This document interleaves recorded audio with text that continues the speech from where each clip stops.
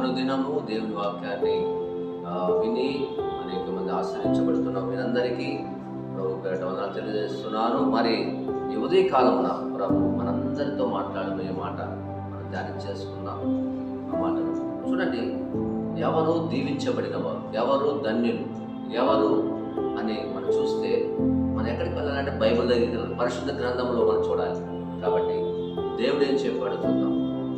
128వ కీర్తన 1వ వాక్యం.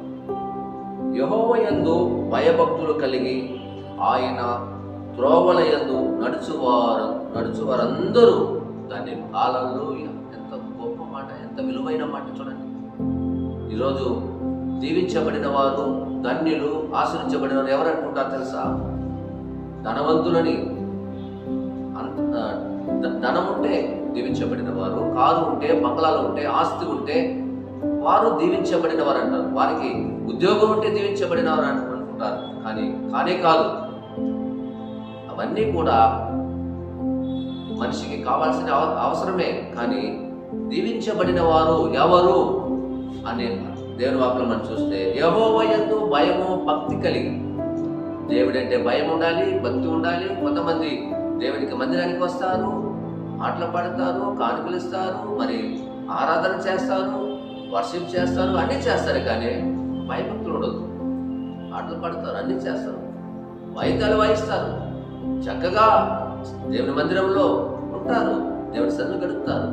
చాలా మంది భక్తి లేని జీవితం జీవిస్తుంటారు. కాబట్టి దేవుని వాక్యం చెప్పినంత నువ్వు దీవించబడాలంటే, నువ్వు ధన్యుడిగా ఉండాలంటే ఆయనకి భయము భక్తి కలిగి నువ్వు జీవించాలి. నువ్వు కానికిచ్చినంత మాత్రాన, నువ్వు పాట పాడినంత మాత్రాన, నువ్వు ఆరాధించిన మాత్రాన, వాక్యం చెప్పినంత మాత్రాన కాదు. ఆయనకు భయము భక్తి చాలా విలువైనది. కాబట్టి ఆ భక్తి చూపించే విషయంలో కూడా నీవు ఆయన మార్గంలో, ఆయన త్రోవలో నడవాలి. ఈరోజు చూడండి, అనేక మంది ఏ మార్గంలో వాళ్ళు నడుస్తున్నారో తెలియదు. దేవుని మార్గము, నీతిగల మార్గము, న్యాయమైన మార్గం నడవాలి. ఇదిగో విశాలమైన మార్గం ఉంది, ఇరుకు మార్గం ఉంది. దేవుడు ఇరుకు మార్గంలో నేను నడిపిస్తూ ఆశీర్వాదకరంగా నేను నడిపిస్తాడు. చాలా మంది ఏం చేస్తారు, లోకం విశాలంగా ఉందని లోకంలో త్రాగుడు, మద్యానికి, ఇదిగో ఆ పాపానికి, లోక ఆశలకు, వ్యభిచారానికి, అనేకమైన వ్యసనాలకి, మత్తు పదార్థాలకి, డ్రగ్స్కి అనేక మంది వారు ఆ త్రోవలు విడిచి, దేవుని మార్గాన్ని విడిచి లోకం మార్గం వైపు వెళ్తూ ఉంటారు. వారు దీవించబడతారా? దీవించబడరు. వారు దేవుడు వారిని హెచ్చరిస్తున్నారు. ఈరోజు ఈ మాటలు వింటున్న నీ జీవితంలో అలా ఉంటే, నువ్వు ఆ మార్గాన్ని విడిచి దేవుని మార్గంలో నువ్వు నడిస్తే నీవు దీవించబడతావు, నువ్వు ఆశ్రయించబడతావు, నువ్వు ధన్యుడవుతావు. ఎందుకో తెలుసా? ఆయన యందు నువ్వు భయము భక్తి కలిగి జీవిస్తున్నావు కనుక. చాలా మంది చూడండి, పేదవారు కావచ్చు, వాళ్ళు భయము భక్తి కలిగి జీవిస్తున్నారు కనుక వారు దీవించబడినారు, వారు ఆశ్రయించబడి. ఎందుకంటే వారు వాక్యం ప్రకారం నడుచుకుంటారు, దేవుడు చెప్పిన ప్రకారం నడుచుకుంటారు. ఆయన మార్గంలో, ఆయన త్రోవలో, ఆయన వాక్యానికి చెప్పినట్టుగా వాక్యం ప్రకారం జీవిస్తారు కనుక వారు పేదవారైనా పర్వాలేదు, నా దేవుడు, ఆ దేవుడు తన రాజ్యంలో వారు నిత్యము ధనవంతులుగా ఉంటారు.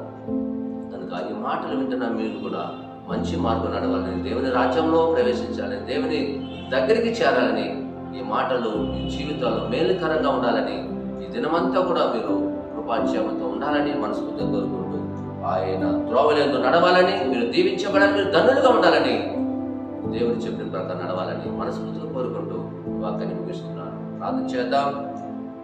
ఇంకా పరిశుద్ధుడైన మా తండ్రి, ఈ శ్రేష్టమైన నామంలో అయా ప్రార్థన చేస్తున్నాం. మరి ఈ ఉదయకాల సమయంలో ప్రభా ఈ మాటలు చెప్పిన తండ్రి, అయా యెహోవా త్రోవలందు నడుచువారు, భయము భక్తి కలిగిన జీవించేవారు మాత్రమే దీవించబడిన వారిని వాక్యం సెలవిస్తుంది. ఈరోజు ఎదురైతే లోకం వైపు, లోకాశల వైపు, లోకంలో అనేక విషయాల కొరకు అదే విశాలంగా ఉందని, పాపంలో అనేక విషయాల్లో, నాయన చీకటి విషయాల్లో, త్రాగుడు, మద్యానికి బానిసంగా అయిపోయినట్టు వారందరినీ కూడా తండ్రి నాయన విడిపించండి. నా నీ మార్గంలో నడిచే బిడ్డలుగా వారిని కడగానే శుద్ధీకరించండి.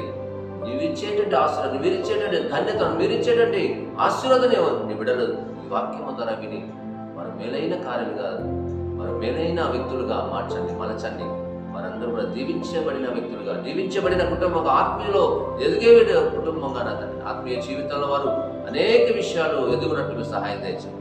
మాటలు వింటున్న వారి జీవితాల్లో నా తండ్రి దీవించబడిన వారు ఎవరైతే దేవుని యందు భయము భక్తి కలిగి త్రోవలో నడిచే బిడ్డలుగా, నీ యందు భయం భక్తి కలిగి జీవించే బిడ్డలుగా వారందరినీ సిద్ధపరచమని, మరి ఈ మాటలు వింటున్న వారి జీవితం నెరవేర్చి సహాయం దయచేయమని, మరి ప్రత్యేకంగానైనా ఈ దినమన ఎందరైతే నాయన బర్త్డేస్ కానీ, శుభకార్యాలు కానీ, మ్యారేజ్ డేస్ కానీ, నాయన శుభకార్యాలు ఎవరైతే జరిపించుకుంటున్నారో వారందరూ కూడా కృపా క్షేమంతో నింపండి, ఆరోగ్యంతో నింపమని వారందరినీ జ్ఞాపకం చేసుకొని, మాటలు వింటున్న వారి కుటుంబాల్లో అనేక మంది మరి దీవించబడినట్టు సహాయం దయచండి.